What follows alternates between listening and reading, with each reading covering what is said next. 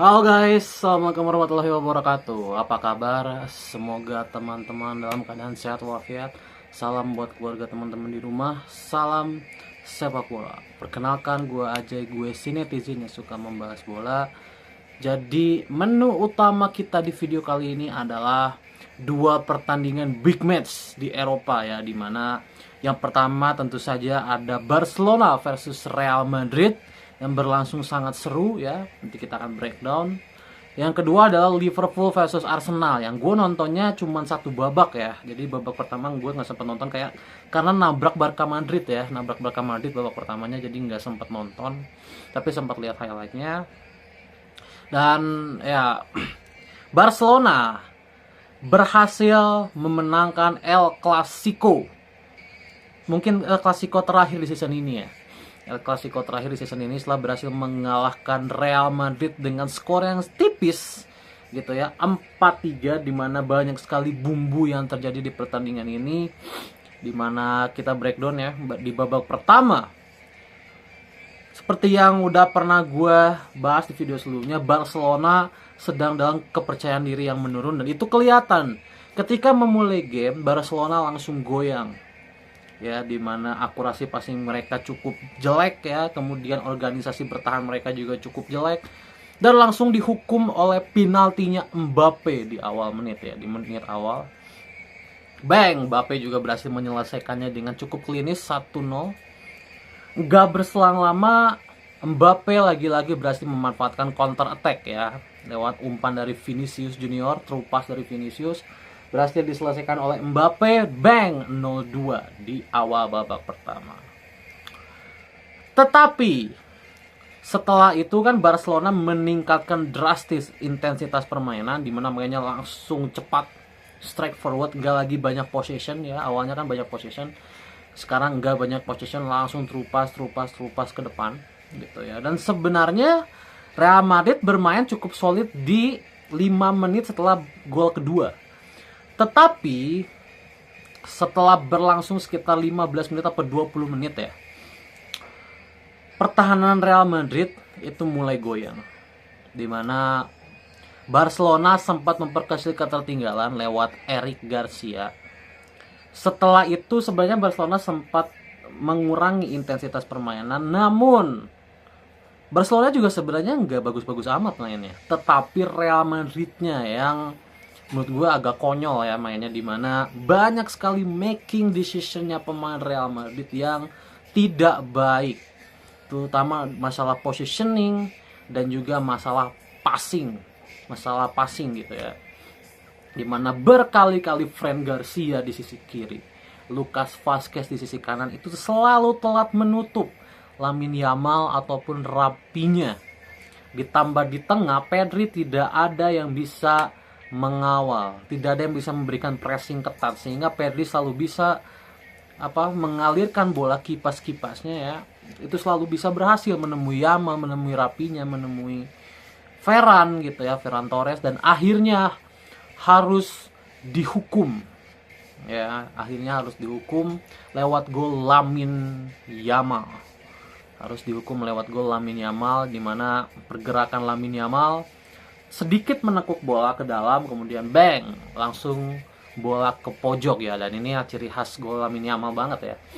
Dua-dua misorganisasi dari Real Madrid semakin kelihatan, making decision juga semakin hancur gitu ya, dimana bahkan Mbappe dan Bellingham aja bisa rebutan bola, Ceballos dan Mbappe rebutan bola gitu ya. Tidak ada komunikasi yang bagus ya, ditambah kapten mereka Lucas Vazquez juga as a leader menurut gue enggak banget gitu ya sebagai leader.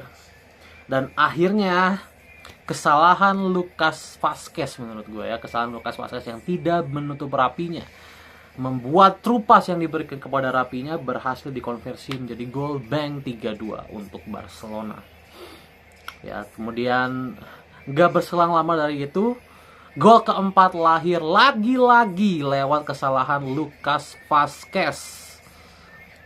Salah mengontrol bola, direbut oleh Rapinya, diberikan kepada Ferran Torres, dan Ferran Torres mengembalikan kepada Rapinya dan gol. Rapinya posisinya kosong ya, 4-2 ya. Dan permainan Madrid setelah itu makin tidak jelas. dan akhirnya babak pertama selesai ya. Babak kedua Barcelona tetap dengan intensitas yang medium, ya tidak terlalu tinggi, mencoba mengontrol bola sebanyak mungkin, dan Real Madrid dengan counter attack-nya.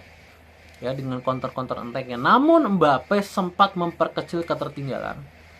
Ya, 4-3 hat-trick ya. Hat-trick dari Mbappe dimana memanfaatkan ini sekali lagi ya, memanfaatkan kipasnya Luka Modric ya. Luka Modric luar biasa ke Vinicius umpan ke Mbappe, bang, 4-3, Vinicius 2 assist, Mbappe hat-trick. Luka Modric masuk menggantikan Ceballos yang mainnya jelek banget ya di babak pertama, dan sempat memberikan warna yang luar biasa. Dan ini ya, kelihatan banget di Real Madrid ini tidak ada pemain tengah yang bisa memberikan kipas sebaik Pedri di Barcelona. Di Real Madrid itu nggak ada. Setelah Modric masuk, kelihatan levelnya Modric memang masih di atas pemain tengah Real Madrid yang lainnya, meskipun dia sudah berusia 39 tahun, teman-teman. Terutama masalah visi bermain dan kipasnya. Kalian lihat di gol ketiganya Mbappe, itu kan kipas dari Modric yang berhasil melihat pergerakan Vinicius dan Mbappe yang kosong. Dia berikan bola ke belakang garis pertahanan dan Vinicius tinggal passing ke Mbappe, Mbappe kosong, bang, 4-3. Ya, Modric benar-benar memberikan perubahan yang signifikan, namun sayangnya Real Madrid tidak bisa mengejar ketertinggalan. Bahkan Barcelona sempat mencetak gol lewat Fermin Lopez ya, namun kontroversial menurut gue itu golnya Fermin Lopez ya. Agak kontroversial karena apa? Dianggap hands, enggak juga sebenarnya ya, kan Fermin hands ya, sehingga dianulir. Hands menurut gua nggak terlalu hands ya, karena Fermin posisi tangannya juga agak pasif ya, agak pasif. Jadi menurut gue itu gol harusnya mungkin bisa disahkan ya golnya, jadi 5-3 ya. Tapi wasit punya sisi objektifnya sendiri, jadi kita juga udah nggak bisa untuk mengintervensi keputusan tersebut. Begitupun lewat handsnya Tchouaméni. Ya, menurut gue handsnya Tchouaméni juga menurut gue tidak penalti ya. Karena posisi Tchouaméni kan tangannya tuh ke belakang ya, ke belakang, jadi nggak aktif ke depan, ngerti nggak? Jadi bola yang ngedatengin tangannya Tchouaméni, bukan Tchouaméni yang tangannya sengaja bergerak untuk menghalau bola. Dan menurut gue itu harusnya nggak penalti ya, karena sekali lagi bola yang diarahkan ke tangan. Jadi kan nggak membuka begini kan, dia nggak ngebuka begini, tapi dia benar-benar kebelakangin tangannya dan bolanya emang diarahin ke tangan gitu. Jadi menurut gue tidak penalti, dan skor 4-3 bertahan hingga peluit panjang selesai, dan ini membuat Barcelona hanya tinggal butuh 1 kemenangan lagi untuk memastikan gelar La Liga. Dan buat Real Madrid ya hampir dipastikan 0 gelar ya, dan ente buat Real Madrid season ini. Tapi musim depan kayaknya Real Madrid akan menggila lagi karena banyak pemain bagus yang akan masuk, terutama banyak yang gratis ya. TAA katanya udah gratis, Saliba, Nuno Mendes gitu ya. Kemudian gelandangnya katanya mau mengincar McAllister, jadi kita lihat ya. Kemudian ada Liverpool versus Arsenal, di mana di babak pertama Liverpool unggul 2-0 lewat Gakpo dan Diaz ya. Namun Arsenal kelihatan ya, Arsenal ini berusaha sekali untuk mengincar kemenangan ya, berusaha sekali mengincar kemenangan. Mereka bermain sangat agresif, sangat possession, mencoba untuk melakukan segala cara untuk mencetak gol. Tapi ya permasalahan Arsenal tidak punya striker, jadi tetap itu jadi masalah Arsenal dari match ke match ya. 2-0 Gakpo dan Diaz. Namun di babak kedua Arsenal berhasil menyamakan kedudukan lewat sundulan Martinelli dan juga sundulan Merino. Ya, dimana gol pertama dari umpan Trossard ya, gol kedua dari tendangan Odegaard yang memantul ya, yang berhasil diblok oleh Alisson, namun bolanya mantul ke Merino dan gol gitu ya.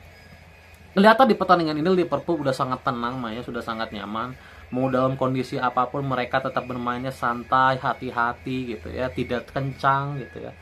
Seperti memang sudah melepaskan gitu aja, apapun hasilnya kayak ya udah gitu.